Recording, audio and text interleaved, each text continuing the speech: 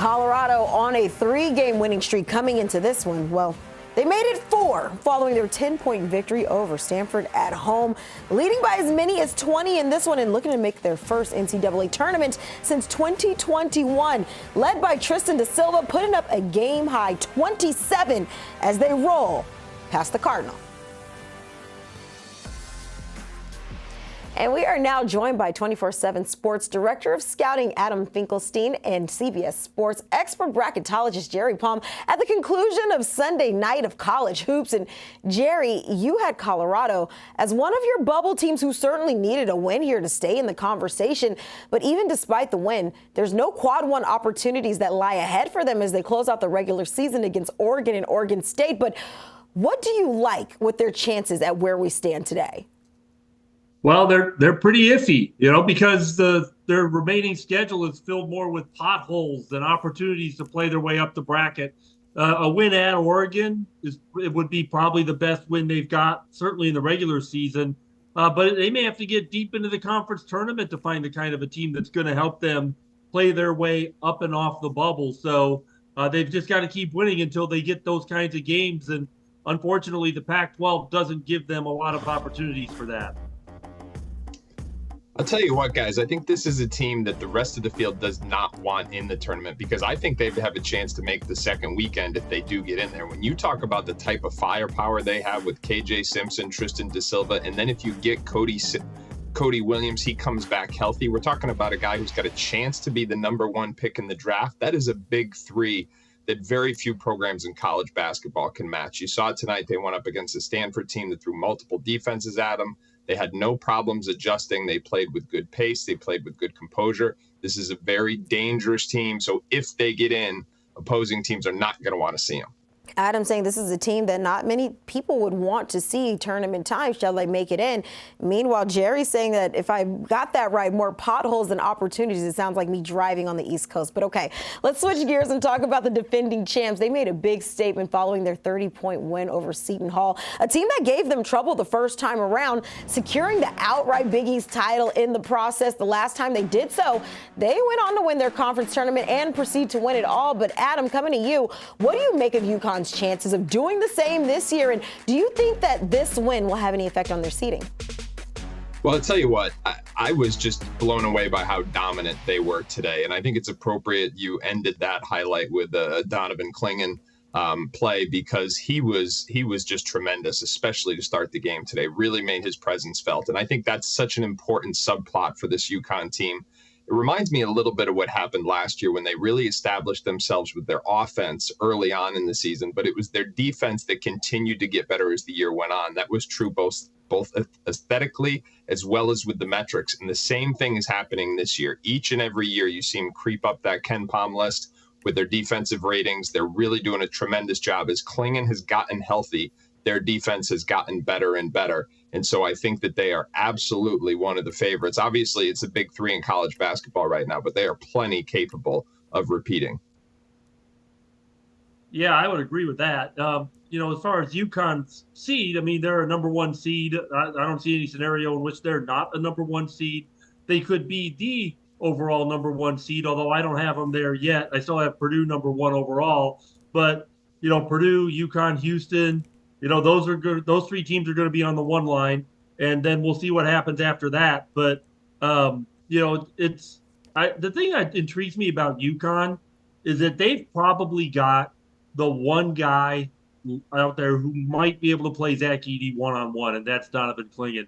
He's not as good as Zach Edey. He's not as big and strong as Zach Edey, and he hasn't got the durability. He's not getting a lot of minutes, relatively speaking, but he's got the talent to possibly guard them one-on-one, which most teams don't. I mean, one of the key things for Purdue is that people have to double Zach, and then there's a lot of open shooters. So if UConn could do that, that would be an interesting matchup and an advantage for them over Purdue that most teams would not have. Yeah, a lot of love and respect for Donovan Clingan and what he's been doing, averaging over 12 points a game, 6.5 rebounds, 1.3 assists. Certainly, I would like to say one of the key pieces of what UConn and the Huskies are able to do this season. But let's shift gears a little bit. There's plenty of action as we're winding down from regular season play. But Adam, who is your biggest winner from Sunday's slate? Well, I tell you what, Jake Diebler has got Ohio State now winning 4 out of 5. Jerry, tell me they got a chance because they got 18 wins now. They close out next weekend at Rutgers. That would bring them into the Big Ten tournament with 19 wins. You look at some of these metrics, and it seems like they're getting closer. 60th in the net, 53rd in KenPom, and it's just the feel-good story in college basketball right now. Chris Holtmann getting dismissed mid-season. Jake Diebler, 37-year-old top assistant, taking over, and he has this team playing with a ton of energy, a ton of confidence, just inspired basketball right now. It's the type of narrative that could really catch on in the postseason. And Jerry, I'm just wondering, did they have a chance? Because this is a great story. Well, they got a lot of work to do still. They dug themselves a pretty big hole. They still have a pretty big hole. So I'm not real confident in Ohio State becoming an at-large team. For me, my winner today was Memphis, and it's funny because, you know, they beat UAB. It's not a great win, but what it is 5 wins out of 7. And Memphis had been, left for dead after a 4-game losing streak, which are their 4 worst losses of the season. And now Memphis is starting to claw their way back. They have a game at Florida Atlantic. They beat them at home a week or so ago. So if Memphis can win that game, they enter the American Conference tournament with some momentum and a chance to possibly play their way into the field, either as an at-large team or with the automatic qualifier. Yeah, 2 teams that have seen the shift go in different directions or in positive directions, Memphis, and then you mentioned Ohio State. Adam, my brain always goes back to that win against Purdue and just how, like you said, it is a feel-good story. You know, you let go of your head coach, you have this interim head coach, and these guys have really, really been rallying behind their new coach. Hopefully, I know Jerry's saying it doesn't look too great, but potentially you never know what could happen. Hopefully things can work in their favor. But guys, obviously, if we're going to start talking winners, we have to talk about the other end of the spectrum. Coming back to you, Adam, who would be your biggest loser from Sunday? I had to go with Seton Hall. I mean, they had beat UConn earlier this season. I think they came into stores today knowing that if they got that win, that would give them 2 over UConn and presumably a spot in the field. Not only did they not get the win, but they got blown out. And I know the metrics are the things that people talk about right now. And the metrics, they're okay. They're 60th, I think, in the net, 62 in KenPom. But it's hard to pass up the eye test. And I know people aren't citing the eye test. The eye test was not good today for Seton Hall. It did not look good. This was not a competitive basketball game. UConn cleared the bench.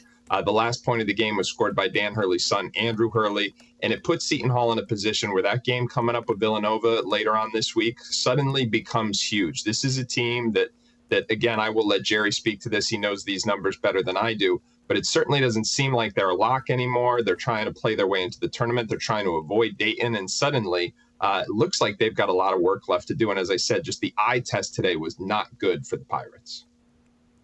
Yeah, well, I've never had them as a lock.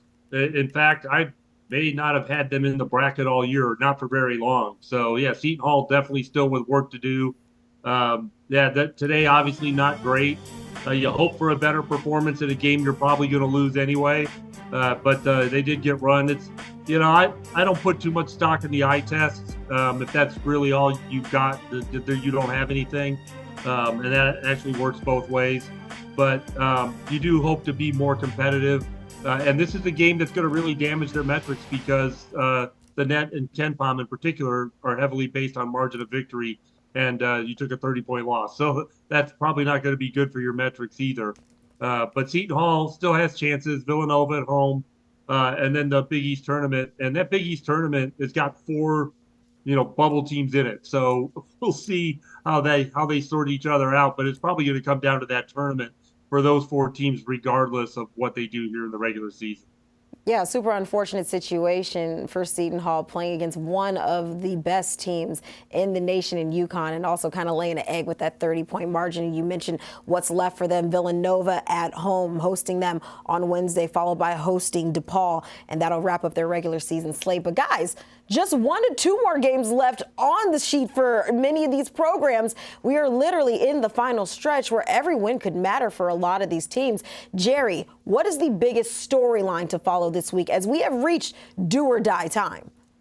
I mean, that's basically it. What you just said. It's the last chance in the regular season anyway for some of these teams that are trying to play their way into the bracket to get the kinds of wins they need to get the committee's attention.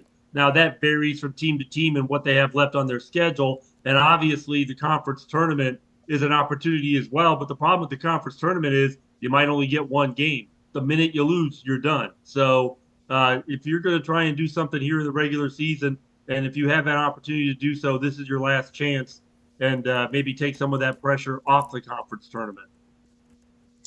The team I'm most interested in is St. John's. I mean, it was just a week ago, I was on this very platform saying if they can only beat Creighton today, then they go on the road at Butler. And if they can win that one, then they close out with DePaul and Georgetown. Well, the first two dominoes have fallen. That leaves them Georgetown and DePaul, 2 games they should certainly win.